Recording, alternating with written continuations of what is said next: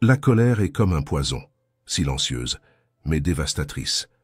Elle commence par une petite étincelle et en quelques instants se transforme en un incendie qui dévore tout sur son passage. Aujourd'hui, je veux que vous voyiez la colère pour ce qu'elle est réellement. Une prison que nous construisons nous-mêmes et dont la clé est entre nos mains. Sénèque, dans De la colère, écrivait « La colère est le précipice de l'âme ». C'est exactement cela. Quand nous nous abandonnons à elle, nous perdons l'équilibre, tombons dans l'abîme de nos émotions les plus irrationnelles, un lieu où il n'y a ni raison, ni paix, ni contrôle. La colère n'est pas une émotion que l'on peut ajuster comme le volume d'un téléphone. C'est une avalanche. Elle commence par une petite pierre qui roule et avant même que vous ne vous en rendiez compte, elle devient incontrôlable. Avant d'atteindre les autres, elle vous détruit de l'intérieur, votre paix, vos relations et même votre santé. Et malgré cela, pourquoi continuons-nous à céder à la colère? Parce qu'elle nous trompe. Elle promet force, mais offre fragilité. Elle promet justice, mais nous donne des regrets.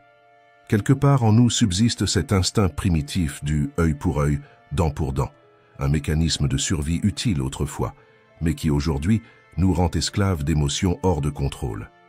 Les films glorifient la vengeance, mais la vie réelle n'est pas un scénario héroïque. En réalité, la colère ne nous renforce pas. Elle nous vole notre clarté, nous rend prisonniers de pulsions destructrices et nous éloigne de la personne que nous souhaitons réellement être. Pensez à la dernière fois où vous avez ressenti de la colère. Était-ce pour une chose insignifiante, un message ignoré, une parole déplacée?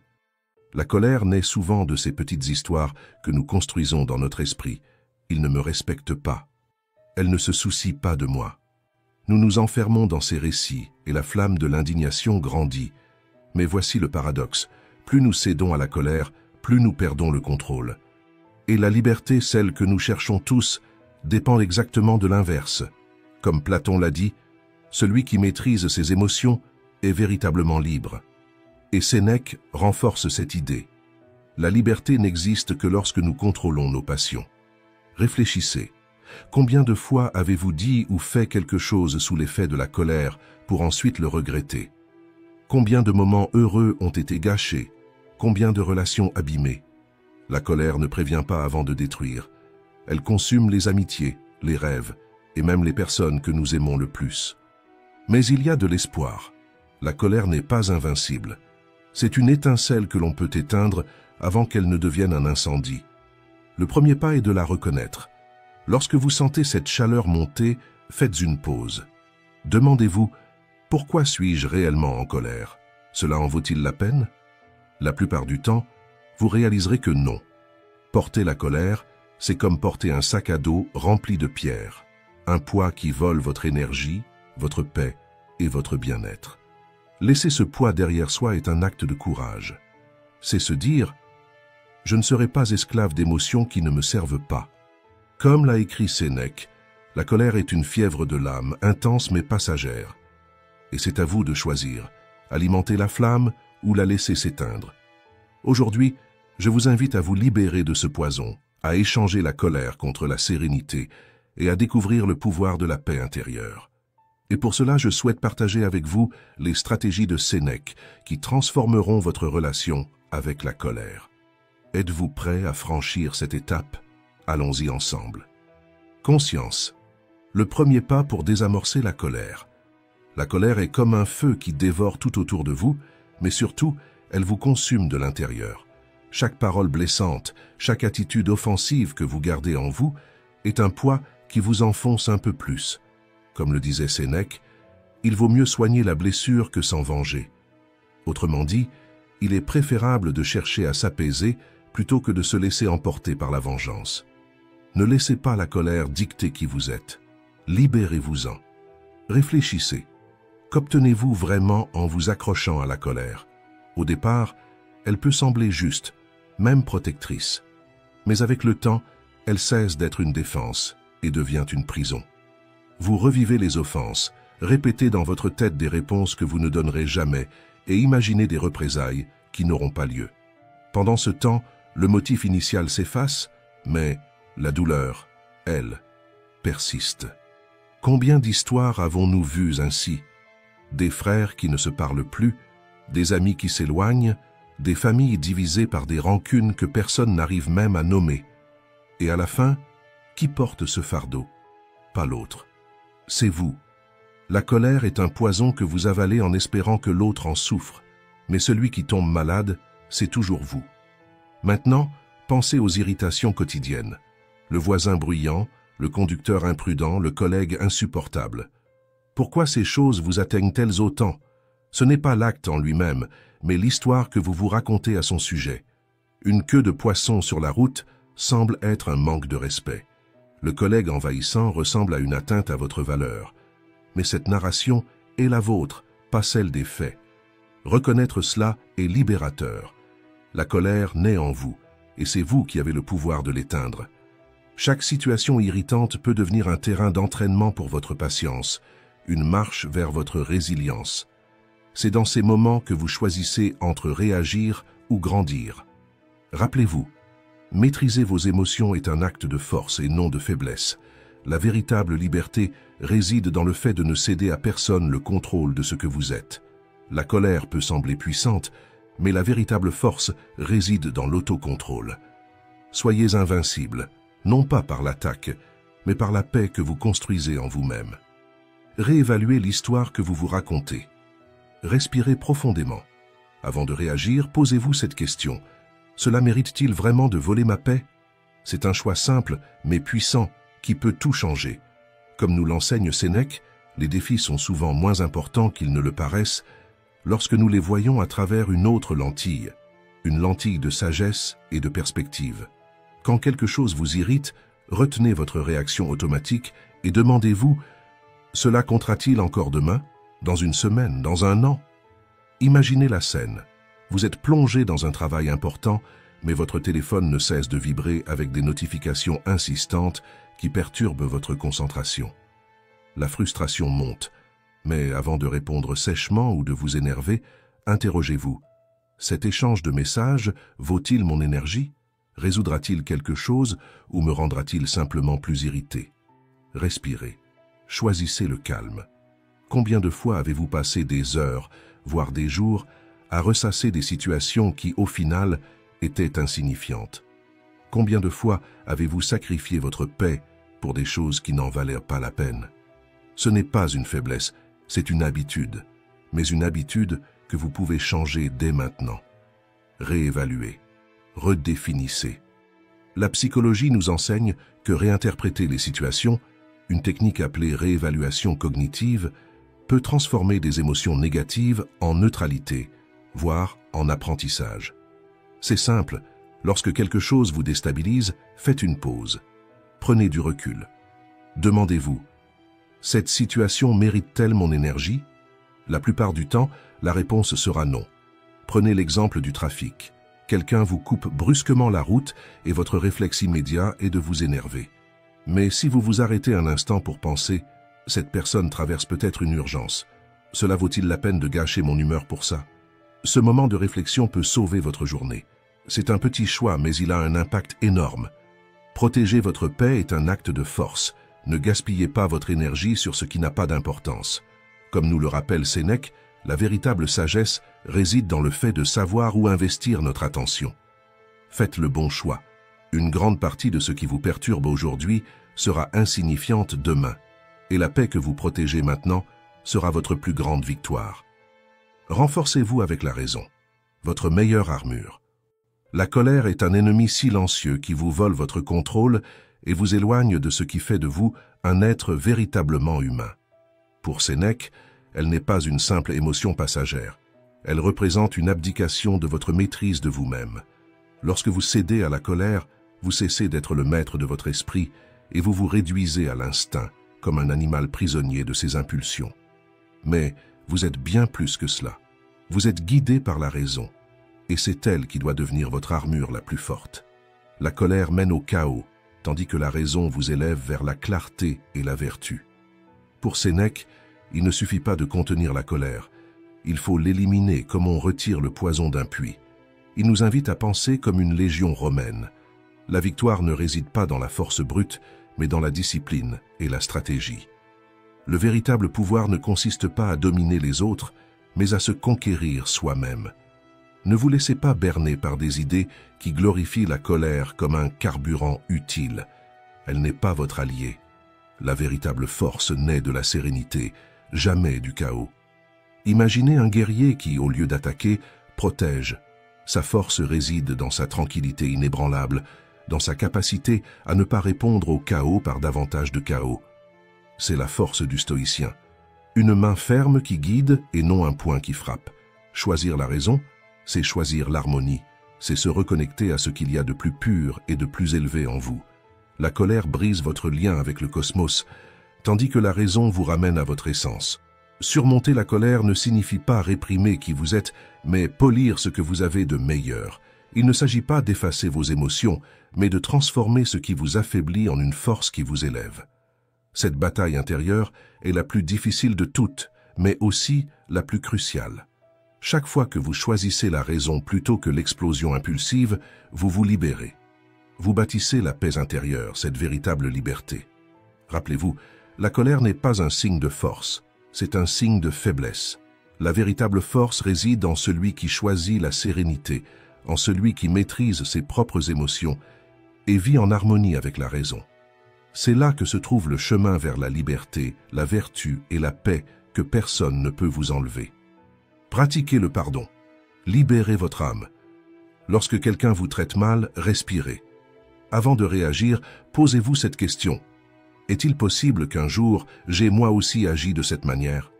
Cela peut être inconfortable à admettre, mais cette pause n'est pas une faiblesse, c'est une force. C'est un acte de courage qui invite à l'empathie et à l'humilité. Peut-être que ce serveur impoli supporte le poids d'une journée insupportable. Peut-être que le message brusque d'un ami reflète un stress accumulé. La vérité est simple et puissante. Nous commettons tous des erreurs, et reconnaître cela ouvre une porte, celle de pardonner aux autres et à soi-même. Le ressentiment est un poison. Il ne ronge pas celui qui vous a blessé, mais vous-même. La colère vole votre paix, détourne votre attention et vous enchaîne dans des liens invisibles de rancune. Et le plus ironique, souvent, la personne qui vous a blessé ne s'en souvient même pas ou ne s'en soucie pas. Alors demandez-vous, est-ce que je veux vraiment porter ce fardeau? Sénèque nous enseigne à être des juges bienveillants, pas ceux qui condamnent aveuglément, mais ceux qui équilibrent raison et compassion. La colère est un juge cruel, elle aveugle, déséquilibre, détruit. Mais vous n'avez pas à être son esclave. Le pouvoir de choisir est entre vos mains. Quand la colère monte, demandez-vous, est-ce que je veux être esclave de cette émotion ou maître de moi-même? Choisissez la liberté, choisissez l'autocontrôle. Comme le disait Sénèque, jugez avec plus de bienveillance. Le pardon est une libération, un cadeau que vous vous offrez à vous-même. Maintenant, transformez cette réflexion en action. Commentez ici, cela valait la peine si ce message a résonné en vous. Abonnez-vous et partons ensemble dans cette quête de croissance et d'équilibre. Car la véritable force ne réside pas dans la vengeance, mais dans la liberté que le pardon nous procure. Abandonnez la vanité, trouvez la paix intérieure. Sénèque, dans son œuvre de la colère, ne mâche pas ses mots. La vanité est l'étincelle qui enflamme notre colère. Lorsque nous cherchons le statut ou la richesse à tout prix, nous devenons esclaves d'un cycle impitoyable d'insatisfaction. C'est dans cette prison que la colère prend racine, nourrie par des comparaisons qui déchirent notre paix intérieure. La vérité est dure. Ce n'est pas le voisin qui a acheté une nouvelle voiture ou le collègue qui a été promu qui nous blesse, mais notre propre orgueil. Leur bonheur ne devrait pas être une attaque contre nous. Pourtant, dans notre vanité, nous voyons une menace là où nous devrions applaudir. Sénèque nous défie de recalibrer notre regard. Il nous rappelle que la gratitude est la clé pour désamorcer l'envie et apaiser la colère. Lorsque nous reconnaissons la valeur de ce que nous possédons déjà, le désir corrosif d'avoir plus perd de sa puissance. En faisant cela, nous ouvrons la porte à une sérénité qui ne peut être volée. Mais attention, la fortune, comme le savait bien Sénèque, est un miroir cruel. Elle ne change pas ce que nous sommes, elle amplifie. Si nous portons des vertus, l'argent peut les faire fleurir, mais si nous abritons des vices, il les transforme en poison. La vanité, lorsqu'elle est alimentée par la richesse, détruit de l'intérieur. Sénèque ne condamnait pas l'argent, mais mettait en garde contre la cupidité qu'il peut engendrer. La véritable tragédie ne réside pas dans la monnaie, mais dans ce que nous sommes prêts à sacrifier pour elle, nos valeurs, nos relations et même notre paix intérieure. Et combien tombent dans ce piège? Des dirigeants qui ruinent des nations, des familles déchirées par des héritages, des personnes qui se perdent dans une course sans fin. L'argent, pour Sénèque, est un test, un défi lancé à notre caractère. Si vous laissez l'argent contrôler votre vie, il devient votre bourreau. C'est pourquoi la leçon est claire et directe. Tournez votre regard vers l'intérieur. Maîtrisez vos impulsions. Rappelez-vous que la véritable richesse réside dans ce que vous portez dans votre âme et non dans ce que vous affichez au monde. La vanité est un choix. La sérénité aussi. Laquelle allez-vous nourrir? Pratiquez la souffrance volontaire. Transformez l'adversité en force. Nous vivons entourés de confort. Tout semble conçu pour éviter le moindre inconfort, mais cet excès de commodité nous affaiblit. Nous devenons impatients, intolérants et de moins en moins capables de faire face aux inévitables contretemps de la vie. Nous voulons tout immédiatement, des solutions instantanées, des désirs comblés, sans effort. Et lorsque la vie refuse de se plier à notre volonté, nous perdons notre calme pour des choses insignifiantes, un retard dans le trafic, un message maladroit ou un geste imprudent d'autrui. Maintenant, regardez à l'intérieur de vous. Cela vaut-il la peine de laisser ces petites irritations contrôler votre paix intérieure? Êtes-vous vraiment prêt à sacrifier votre sérénité pour un conducteur pressé ou un plan qui a échoué? Ces petites frustrations, lorsqu'elles s'accumulent, nous transforment en prisonniers de nos propres émotions. Les stoïciens avaient un remède puissant, la souffrance volontaire. Ils pratiquaient l'art d'affronter mentalement les pires scénarios avant qu'ils ne se produisent, non pas pour attirer le malheur, mais pour se renforcer. De la même manière que vous assurez votre voiture, non pas en espérant qu'elle soit volée, mais pour être préparé, la visualisation négative crée une forteresse mentale contre les imprévus. Imaginez. Et si votre emploi prenait fin demain? Et si quelqu'un vous critiquait injustement? En vous permettant d'affronter ces éventualités à l'avance, quelque chose de remarquable se produit. Les petites irritations perdent leur impact. Et les grands défis? Ils arrivent et vous trouvent plus résilient, prêt à les affronter sans vaciller. La prochaine fois que quelque chose menace de voler votre paix, respirez profondément. Faites une pause. Posez-vous cette question. Est-ce vraiment important? Peut-être que non. En réalité, cela importe rarement. Une critique irréfléchie, une erreur passagère, un imprévu sur la route, rien de tout cela ne définit qui vous êtes. Visualisez les défis, mais sans crainte. Affrontez-les avec gratitude pour ce qui est encore à votre portée. La souffrance volontaire n'est pas seulement une pratique mentale. C'est un rappel que la véritable force ne vient pas de l'absence de problèmes, mais de votre capacité à trouver la paix au milieu des adversités. Et cette paix, elle devient inébranlable lorsque vous l'alimentez de l'intérieur. Avant de continuer, j'aimerais vous dire une chose. Si cette vidéo est arrivée jusqu'à vous, c'est parce que quelqu'un a laissé un like, partagé ou commenté. Ces actions simples contribuent énormément à ce que ce message atteigne davantage de personnes. Alors, si cette vidéo vous a touché d'une manière ou d'une autre, ne laissez pas la chaîne s'interrompre, montrez votre soutien et aidez à diffuser cette idée. Répondez avec humour. Le pouvoir du rire dans la tempête. Imaginez-vous face à un affront public, testé dans votre patience et votre posture. Soudain, quelqu'un fait quelque chose de grotesque, d'inattendu, comme vous crachez au visage. Que feriez-vous? Perdriez-vous le contrôle? Criez-vous de colère? Caton le jeune nous offre une réponse brillante à cette provocation. Lorsqu'un certain Lentulus l'a insulté de cette manière, Caton n'a pas réagi avec violence, ni riposté par une humiliation. D'un geste calme, il a essuyé son visage et a lancé une phrase qui a frappé plus fort que n'importe quel cri. « Je jure, Lentulus, que les gens se trompent en disant que tu ne sais pas te servir de ta bouche. » Cette réponse, rapportée par Sénèque, n'est pas seulement amusante. Elle est une leçon de vie sur la manière de triompher sans se rabaisser, de transformer l'intelligence émotionnelle en une arme puissante. En utilisant l'humour plutôt que la colère, Caton a démontré qu'il n'était pas contrôlé par des provocations extérieures. Son adversaire a perdu tout pouvoir au moment où il n'a pas réussi à briser sa sérénité. Réagir avec humour n'est pas un signe de faiblesse, c'est une preuve de force. Une force qui émane de quelqu'un qui sait exactement qui il est et qui n'a rien à prouver à personne. Quand vous répondez avec légèreté, vous désarmez ceux qui cherchent à vous offenser, vous mettez en lumière la petitesse de leur attaque et vous préservez ce qui est essentiel, votre paix. L'humour est un outil stratégique, une manière de réécrire la scène. Il ne s'agit pas d'accepter le manque de respect, mais de montrer que votre dignité ne dépend pas des actions des autres. Lorsque quelqu'un attend un scandale et que vous répondez par une ironie ou un silence stratégique, quelque chose d'incroyable se produit. Vous vous élevez. Vous prenez le contrôle de la situation sans avoir besoin de vous battre. Oui, la colère est le chemin le plus facile, celui attendu. Mais le véritable pouvoir réside dans la surprise. Il réside dans la capacité à rester calme pendant que le monde autour de vous tente de vous déstabiliser.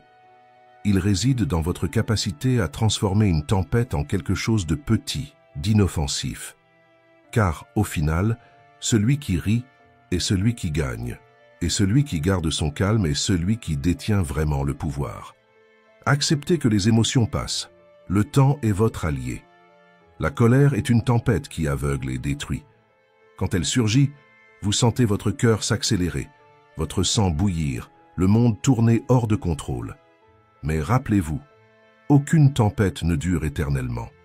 Votre mission est de résister à l'impulsion d'agir tant que le chaos règne encore autour de vous. Respirez profondément. Attendez.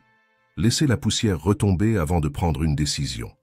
Combien de fois vous êtes-vous déjà repenti d'une parole ou d'un acte commis sous l'effet de la colère? La colère déforme votre vision, transformant de petits problèmes en monstres gigantesques. C'est comme un mauvais conseiller qui chuchote des décisions impulsives à votre oreille. Mais vous n'êtes pas obligé de l'écouter. Sortez de la scène, fermez l'email, éteignez le téléphone. Ce n'est pas un signe de faiblesse, c'est de l'intelligence émotionnelle. C'est un acte de force. Sénèque avait raison, la colère naît de la perception d'une injustice. Mais la cause de votre irritation mérite-t-elle vraiment autant d'importance? Lorsque vous donnez du temps à vos émotions pour se dissiper, vous réalisez souvent que vous réagissiez à quelque chose d'insignifiant. Le temps est votre meilleur allié pour voir la réalité avec clarté. Faites-lui confiance. Exploser n'est pas un véritable soulagement, c'est un piège. Chaque explosion renforce un cycle de colère et d'agression qui vous emprisonne. Vous n'avez pas à nourrir ce schéma. Quand la colère monte, imaginez-la comme une vague, puissante au début, mais qui s'affaiblit si vous ne lui résistez pas. Respirez. Posez-vous cette question. Cela mérite-t-il vraiment mon énergie? Dans la majorité des cas, la réponse sera non. La rancune est un fardeau qui vous étouffe. Lâcher prise n'est pas un abandon, c'est une libération. Pardonner ne fait pas disparaître la douleur, mais empêche qu'elle continue à vous blesser. Choisir la paix, ce n'est pas ignorer ce qui s'est passé, mais décider que vous méritez d'avancer. C'est ainsi que vous trouvez la véritable force. Vous n'êtes pas une cocotte-minute sur le point d'exploser. Vous n'êtes pas l'esclave de vos émotions. Votre véritable courage réside dans votre capacité à garder le contrôle lorsque tout semble s'effondrer. Être maître de soi-même n'est pas facile, mais c'est cela qui distingue ceux qui réagissent impulsivement de ceux qui choisissent d'agir avec sagesse. Le choix vous appartient. Nourrir la tempête ou la laisser passer. Respirez, attendez et rappelez-vous, la colère est passagère, mais les conséquences de vos actions peuvent être éternelles. Ne soyez pas esclave des autres, contrôlez votre esprit. Avez-vous déjà réfléchi à tout ce que la colère vous coûte? Elle vous vole votre énergie, votre clarté, et pire encore, elle place votre paix intérieure entre les mains des autres, comme si vous étiez une marionnette manipulée par ceux qui ne le méritent pas. Vous ne pouvez pas accepter cela. Dans le tumulte du monde d'aujourd'hui, réseaux sociaux, messages instantanés, provocations omniprésentes, il est facile de tomber dans le piège de réagir à chaud. Mais posez-vous cette question. Cela en vaut-il la peine? Chaque fois que vous explosez ou que vous nourrissez du ressentiment, vous laissez quelqu'un d'autre contrôler vos émotions. Vous abandonnez votre liberté. Sénèque, sage et inflexible, nous a laissé une vérité intemporelle. Pourquoi devrais-je laisser la malveillance des autres contrôler mes émotions? La colère, nous enseigne-t-il, n'est pas un signe de force mais de faiblesse. Réagir impulsivement, c'est se rabaisser, c'est perdre le contrôle de soi. Rappelez-vous cela lorsque les offenses arriveront, et elles arriveront. Choisir l'autocontrôle est un acte de courage. C'est montrer que vous êtes au-dessus des mesquineries des autres. Pardonner, selon Sénèque, est la voie la plus noble. Pas parce que l'autre le mérite, mais parce que vous méritez de vous libérer du poids de la haine. Pour ne pas s'irriter contre certains, il faut pardonner à tous. Imaginez-vous comme un rocher solide. La tempête arrive, les vents soufflent, mais vous restez là, inébranlable. Voilà la véritable force. Cela ne signifie ni faiblesse ni passivité, mais la décision de protéger votre sérénité. Car, comme le disait Sénèque, la colère me nuirait plus que l'offense. Alors, la prochaine fois que quelque chose ou quelqu'un testera vos limites, respirez profondément. Posez-vous cette question. Cette personne ou cette situation mérite-t-elle ma paix? Tout le monde peut crier, insulter ou se désespérer. Mais le véritable pouvoir appartient à celui qui résiste, à celui qui garde la tête haute et le cœur serein. Pratiquez cela dans les petites choses, dans la circulation, dans des conversations difficiles, sur les réseaux sociaux. Considérez les provocations comme des exercices pour votre patience. Vous ne pouvez pas contrôler ce qui se passe autour de vous, mais vous pouvez choisir comment y répondre. Rappelez-vous, personne n'a le droit de dicter les chemins de votre paix intérieure. L'autocontrôle est le plus grand signe de force, non pas parce que vous êtes indifférent, mais parce que vous avez décidé d'être libre.